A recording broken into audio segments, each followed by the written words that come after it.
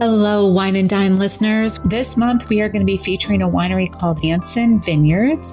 This is a family-run winery. And the really cool thing that we found out when we were visiting this winery is that the winemaker originally went to college in Ithaca, is from Oregon, but went to college in Ithaca, spent some time in Washington, D.C. He was super cool to talk to because he was more in the lawmaking side. So we had a little conversation about that, and then moved back to Oregon and his family farm with very, very deep roots in the area to, which I loved because they actually have that family farm and very deep roots. Of course, I loved that it was deep roots with Rooted Planning Group, but we had a chance to actually talk with them, with the winemaker when we were there. So much fun. If you want to follow him on Facebook, Instagram, and Twitter, it's Hansen Vineyards. So you can follow them there. But one thing that I discovered when I was there was that his great-grandfather's winemaker's great-grandfather was originally from Norway and moved to Oregon in 1896, purchased the farm that was across the road from the winery. They then took the property into a winery in 1930. So that's when it says very deep roots. That's what they mean. Well, let me tell you, we love their wine. Of course, they had a good Pinot Noir. That's what Oregon is known for. But today, what I'm going to talk about is their Gamay. The Gamay Noir is one of the different grapes that exists, and we loved it. It was unique. It was dry. It was mouthful, flavorful, really savored the wine. So if you enjoy something different, go try the Gamay Red that they have. It's $26 per bottle. Good price point. Of course, if you're going to have it shipped, there's additional costs associated with it. But we really enjoyed their Gamay. They do have a club that you can join if you're interested. Not trying to sell this company, of course, but I do really think that if you're looking for something different, there's no cost to join, which I absolutely love. If you get out to Oregon, there's complimentary wine tasting for you and your guests. You get 15% off the first 12 bottles each year. And then if you go beyond that, you get 25% off. You also have access to new and limited wines. And they do have some invitations that you can get invited to. One is out in July. Maybe it changes different each year. And then they do invite you to vertical tastings. Now, of course, we won't be able to be there, but we did talk to Jason, the winemaker, and ask if there's any way we could virtually do that. So we're trying to figure out how to do that. If we learn more, we'll certainly let you all know.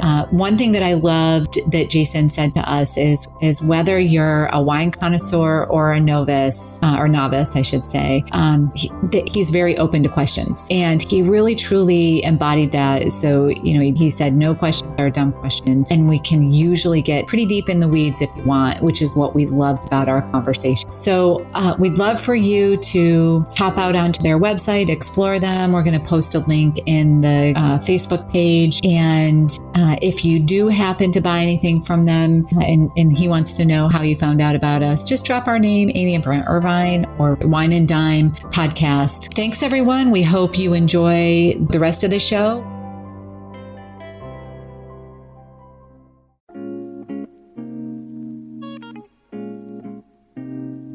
Every week, it's my goal to share financial information that helps you in both your life and financial vineyard. We hope it takes you from your roots to the journey of your vines and the influences in the air that help craft your delicious life. Like wine, life and finances have different palates that should be celebrated and not judged. Welcome to this edition of Wine and Dime with Amy Irvine and Kerrie Beene. Kerrie, how is it going? It's good. It's hot, very hot, but good.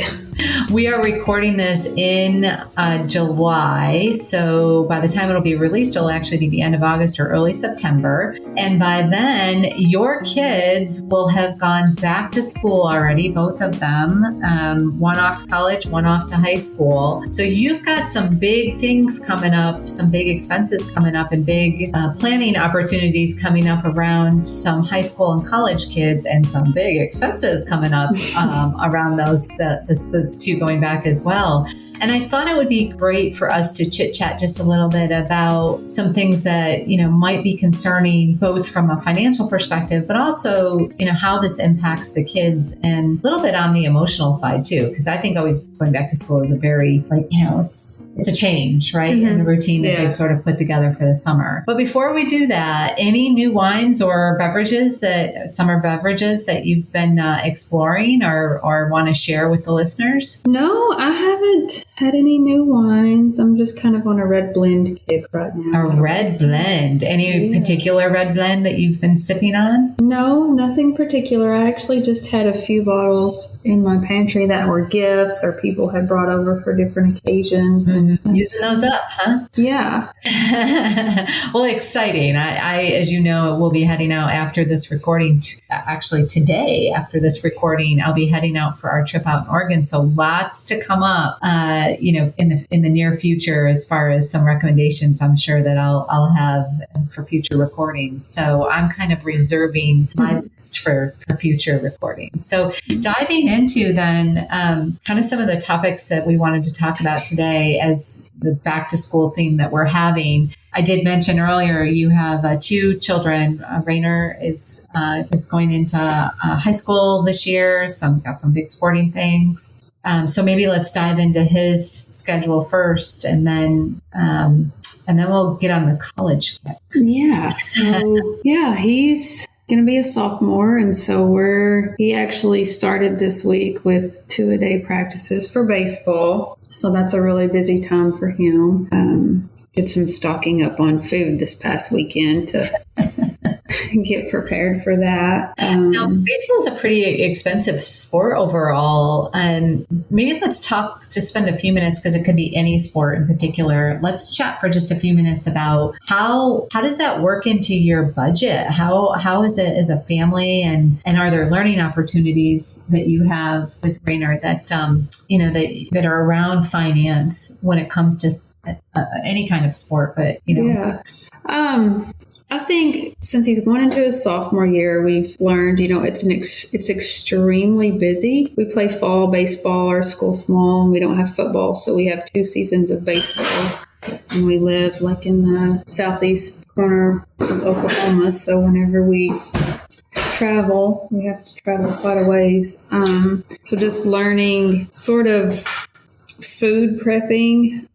One thing that I learned last year, and it's normally what financial advisors don't say, is, plan ahead, buy groceries, do all these things. But we've kind of learned if we're going to be gone a long ways, I was actually just looking at our schedule. That first few weeks we're gone a lot, probably not buying any groceries. We're just going to set the money aside. We know we're going to have to eat out. And so we've kind of learned from last year, thinking that we're going to be able to eat at home, silly. So we don't even waste our money on, buying a ton of groceries. We just know, hey, we're going to be on the road. Let's eat out. So that's one lesson learned. I think sometimes when we're planners and we try to do everything we're supposed to do, sometimes it's not realistic. So that was my biggest takeaway from him, is you end up eating out, and then you also end up throwing the groceries away. So being smart and knowing yourself and knowing a realistic plan was a big deal for me. Mm-hmm. Yeah. And working with, are you thinking about that, from a family perspective and kind of, talking about that, or what are some of the lessons that the students can learn from this, just as much as you've sort of learned through the time? The students, I don't know. I think we're pretty lucky in that we all get to go to his game. So Rainer ends up coming home with us. So I think we have a continual conversation about money going. So just being mindful of, how we're spending our money and what we're doing and those things. So they're pretty good about that. So do you have a budget line item for stuff like that, Kerrie? Because I know you're kind of you tend to be a little bit more detailed in your budget than some of us.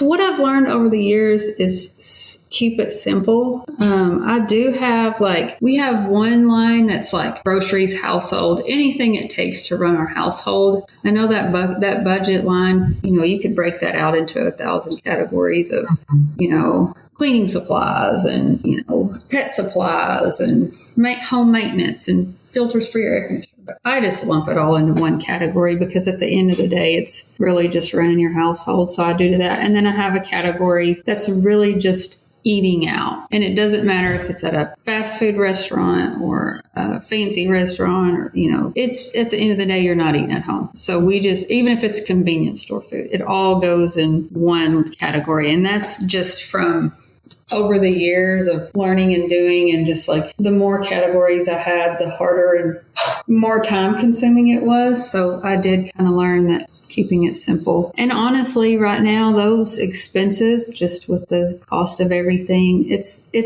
nice to write it down because I know everyone's feeling the pain right now, but it's like where your money's going because it's going to gas and groceries right now for us. Gas and groceries. So thinking about, if somebody's listening to this podcast and they've got somebody going into high school and they have somebody that is playing sports, what sort of pre-planning have you done in advance of this happening now that, they might be able to take away from things that you've done?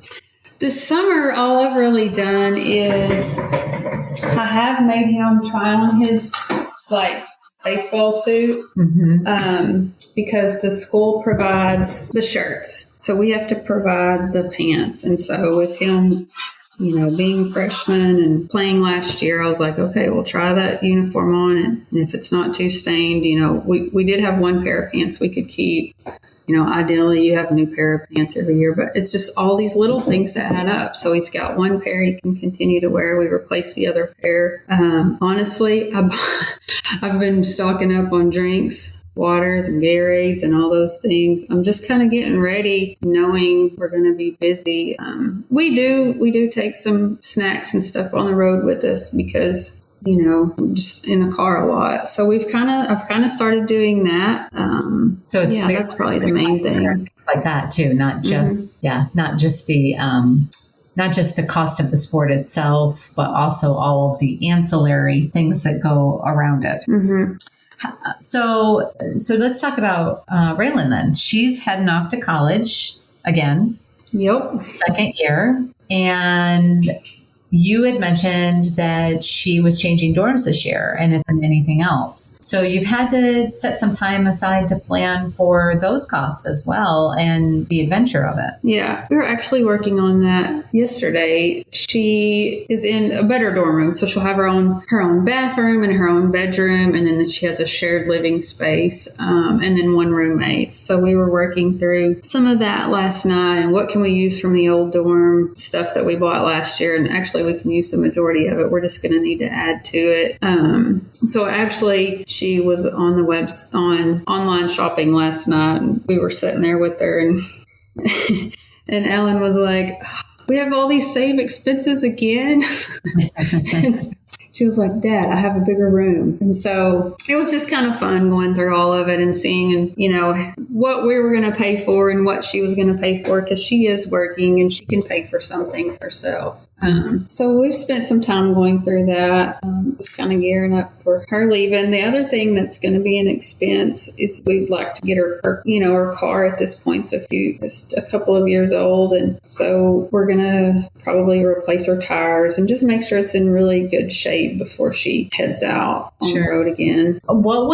Any suggestions or ideas in planning that you would give to parents around this particular topic, or students that are listening? Students for sure. We got, I don't know if you would call it lucky or Raylan just being Raylan. She last year, and it was something I'd never thought about, some of her friends were moving out of their dorms and they were going to be returning this fall and renting a house. So she bought a TV, some shelves, and a few other things from one of her friends that she got for pretty cheap because it was kind of like dorm sized things. So she knew she would be getting, living in a bigger dorm this year. So she was able to buy some of that stuff, and it wasn't very old at all. I mean, the person had only lived there for a year. So we were able to save some money doing that. Just things like that, just being open and mindful of, hey, there's other options before you just head out and buy everything brand new. Mm-hmm. So that was one really nice thing that happened for us. What would you say are some of the biggest challenges that you all are experiencing right now? I honestly think it's just cash flow. I mean, just the expense of, feeding basically 4 adults and 4 vehicles and the gas and the busyness and just juggling priorities. What do we want to spend our money on? Let's make sure we're spending it on the things that we actually value, versus just not being mindful about how we're spending it because, inflation and fuel prices have gone down a little, but when you're talking about 4 adults, it really adds up. Do you guys have family meetings about stuff like this? Yeah, I would say, well, actually, Alan and I wouldn't necessarily, I don't know that meeting's the perfect word, but we talk about money, I would say at least a couple times a week. And then with them, we want to be mindful of how much we're spending. So this weekend, whenever Alan and I went and bought groceries and we came home, Rainer was in the kitchen helping us unload. And I'm like, okay, I want you to guess how much all of this cost. Because I am constantly amazed at just the price difference of what things were a year ago to what they are now. And so we actually kind of make it fun. I mean, I know it can be stressful because stuff does cost so much, but he was floored at how much it cost. And it was an easy way to remind him like, hey, that's why we're eating at home a lot. Like, right. Because he's my kid that would eat out every single day if we would let him, because that's just his preference. But it has helped just to include him in that conversation, and not necessarily in a negative way. I don't want him to feel bad about, things, but just being mindful of the way things are. Yeah. So, just some talking tips, that you might have to include your kids in on the conversation. One is to that guessing game.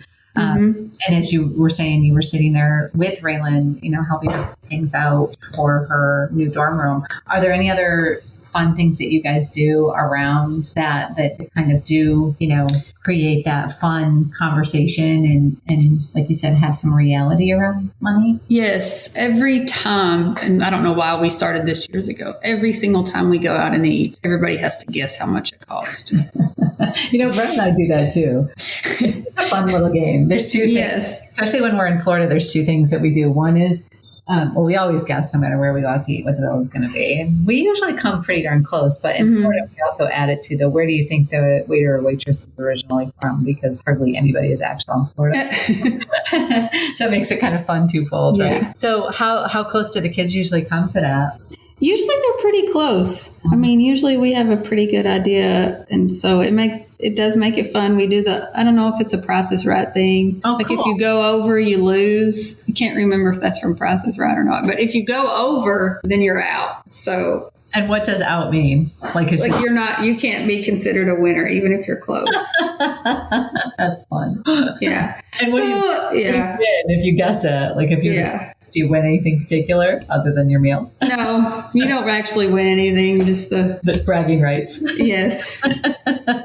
Well, I love the fun, way that you incorporate that into teaching your kids about money. Any other final tips that you would give to anybody listening about money or about preparing for high school, college, anything like that you think would be useful? The only thing that really comes to my mind is just really trying to be proactive. Like the whole tire conversation, for Raylan's tires, that can be an expense that you might want to put some money aside for. So just kind of being proactive and mindful of things that are going to hit you in the near future that you can sort of prepare for ahead of time. Mm-hmm. Yeah, that's a good point. Have those things thought, like sit down, do a brainstorming session, all the things that might be an expense and start thinking about where you would fund them from. Yeah. And I think having teenagers in general is usually just more expensive than anyone thinks it's going to be. Yeah. When people ask, how do you afford having 2 houses so young? I'm like, we don't have kids. That is our child. Well, Kerrie, thank you so much for taking the time to share these tips and ideas. We hope you've enjoyed today's today's recording. And as always, if you have any questions that you'd like answered on the podcast or in our Asking for a Friend blog, we'd love to hear from you. Please feel free to email us at info@rootedpg.com. We hope that you'll share this with your friends so that they can pick up on these tips, and that you'll go out and rate us on iTunes, since the ratings that we get will actually increase us in the rankings, and that means more people can find us and get these great tips shared with them. We hope you all have enjoyed today's recording, and we look forward to hearing from you. And that will about do it for today's episode of Wine and Dime. You can contact Amy through the website, www.rootedpg.com, or amy@rootedpg.com. You can also follow us on Facebook and Instagram at rootedpg for the latest news. And if you have any questions, comments, or topics you would like to hear about, feel free to let us know. And don't forget to rate and subscribe the show wherever you get your podcasts. And again, thank you for listening, and be sure to tune in next time.